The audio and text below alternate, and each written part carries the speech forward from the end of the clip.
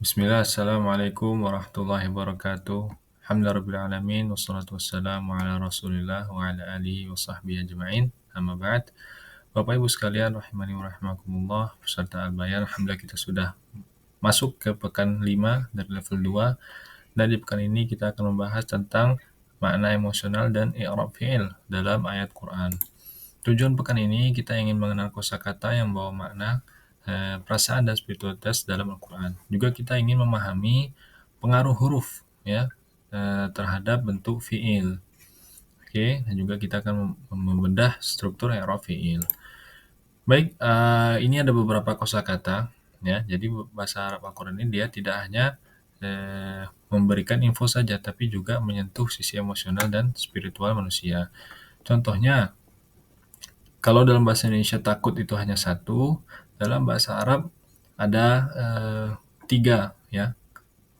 Tidak 3 sih sebenarnya, banyak, hanya saja bertingkat-tingkat ya. Ada yang takut biasa, ada yang takut sekali ya, ada yang takut karena Allah. Jadi bertingkat-tingkat, dan ini memang harus kita pelajari secara tersendiri ya dari kosakata agar lebih mendapatkan maknanya dalam tadabbur. Oke, bisa dibaca ini kosakatanya dan nanti dipelajari.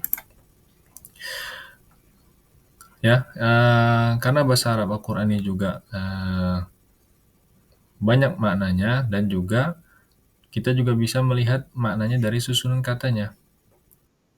Semuanya, misalnya dari fi'il mudhari ini bisa berubah-ubah, ya, bisa berubah bentuknya.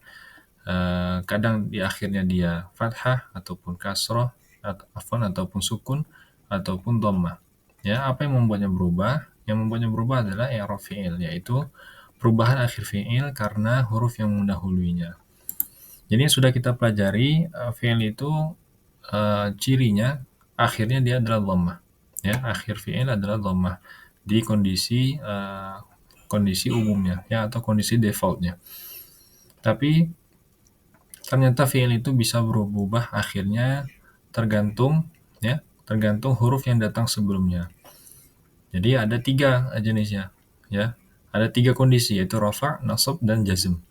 Apa arti rafa', apa arti nasab, apa arti jazm? Ini tidak bisa kita artikan. Ya, jadi kita ambil saja kata ini dan tidak kita terjemahkan ya, karena ini memang tidak ada terjemahannya. Tapi yang jelas ini adalah kondisi dalam fi'il. Rafa' itu kondisi normal ya, ketika fi'il tidak didahului oleh huruf apapun. Nasab ini kondisi ketika diikuti oleh huruf nasab ya, ketika fi'il diikuti oleh huruf nasab. Dan juga jazm, kondisi ketika fi'il diikuti dengan huruf jazm. Ya, kita lihat contohnya di sini. Di rafa' ya'lamu ya, dalam bentuk umum seperti biasa. Di akhir fi'il dia dhammah. Lalu nasab lan yufliha.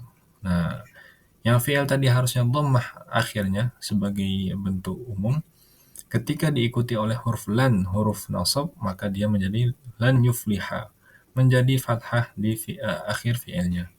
Dan juga di jazm lam yakun ya, harusnya yakunu menjadi yakun, menjadi sukun karena diikuti oleh huruf jazm, yaitu huruf lam. Lalu kita masuk ke masing-masing contoh ya. Rafa' yaitu adalah bentuk default ataupun bentuk biasa tanpa huruf pengaruh. Contohnya wallahu ya'lamu ya, bukan ya'lama atau ya'lam, tapi ya'lamu sebagai contoh biasa.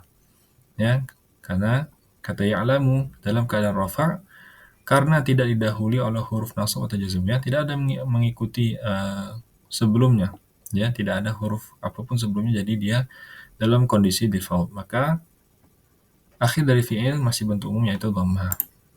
Lalu kita masuk ke nasab, yaitu setelah huruf fi'il yang mengikuti setelah huruf nasab seperti lan. Lan ini salah satu contoh huruf dari huruf nasab. Ya. Maka dia menjadi yuflihu menjadi yufliha, ya, menjadi fathah di situ. Harokat akhir dari fi'il dalam bentuk umumnya menjadi fathah. Ya, di sini. Lalu kita masuk ke huruf-hurufnya Ya, jadi tadi ini dia huruf-huruf nasab ada beberapa, tapi ini yang paling umum ya. Yang paling umum huruf-huruf ini akan menjadikan fi'il mudhari' dalam keadaan nasab, yaitu akhirannya berubah menjadi fathah biasanya. Ya, ada an, ada lan, ada kai, ada hatta, ada li juga ya. Ini huruf-huruf yang membuat fi'il itu menjadi keadaan nasab. Dan juga ada jazm. Nah, ini jazm setelah diikuti oleh huruf jazm. Lam yakunil ladzi, ya. Kata yakun itu berasal dari yakunu. Tetapi didahului oleh lam, huruf jazm, maka dia menegaskan bahwasanya itu belum pernah terjadi. Lam artinya belum pernah. Ya, jadi di sini ada penegasan dan harokat akhir fiilnya biasanya jadi sukun. Seperti itu. Dan ini huruf-huruf jazm. Ya, ada lam artinya belum pernah, ada lamma, ya, ada lan nahiyah yang menunjukkan larangan, jangan artinya, in sebagai syarat, jika sebagai syarat, dan seterusnya ini ya. Jadi ini contoh-contoh dari huruf jazm yang insyaallah akan kita bedah lagi nanti di sesi Zoom.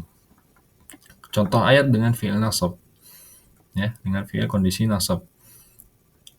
Bisa lihat di sini mana huruf nasabnya, coba bisa kita lihat. Huruf nasabnya ada di lan, ya, ada di lan. Maka fi'il setelahnya tughniya. Jadi dari tughni menjadi tughniya, ya, menjadi fathah dia. Oke.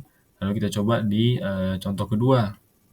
Oke, wallahu yuridu ayyatuba 'alaikum. An ini huruf nasab juga, dan yatub dari yatubu, ya. Kondisi normal yatubu dhammah menjadi yatuba karena diikuti oleh huruf an, mengikuti huruf an dia. Dan ini contoh ayat dengan fi'il jazm. Lam yalid wa lam yulad. Ada lam di sini dari yalidu, ya, fi'ilnya aslinya yalidu menjadi yalid, sukun dia. Karena mengikuti huruf jazm sebelumnya itu lam. Yulad itu juga yuladu harusnya menjadi yulad, menjadi sukun di sini. Allati lam yukhlaq mithluha, ya. Yukhlaq harusnya yukhlaqu menjadi yukhlaq, sukun karena di sebelumnya ada huruf jazm. Jadi di sini kami berikan latihan, ya. Ada beberapa ayat yang kami berikan, nanti Bapak Ibu sekalian bisa pertama temukan fi'il mudhari dalam ayat, ya. Lalu tentukan apakah bentuknya nasab atau jazm. Lalu sebutkan apa huruf penyebabnya apa. Ya, jadi ini latihan untuk mengidentifikasi fi'il yang nasab ataupun jazm. Ya, nanti bisa latihan bersama di sesi Zoom bersama pengajar besok hari Selasa malam insyaallah taala. Maka rangkuman pekan ini kita belajar tentang bagaimana fi'il itu bisa berubah akhirnya tergantung dari seluruh kalimat, kondisi, dan huruf yang mengikuti. Harapan kita dengan memahami bab ini kita dapat memperkuat hubungan dengan Al-Quran, bukan secara translate ataupun terjemah, tapi juga secara emosional. Ini saja yang ingin kami sampaikan dari materi pekan 5 level 2 yang semoga bisa dapat dipahami dan dipelajari dengan baik. Dan jika ada pertanyaan nanti boleh ditanyakan di sesi Zoom besok dengan pengajarnya. Dan kita makin dekat ke penghujung dari level 2. Jadi dari sekarang untuk perbanyak lagi bisa di murojaah, ya, materi-materi sebelumnya, bisa di scroll grupnya ke atas untuk mempelajari materi-materi sebelumnya. Billahi taufiq hidayah. Wassalamualaikum warahmatullahi wabarakatuh.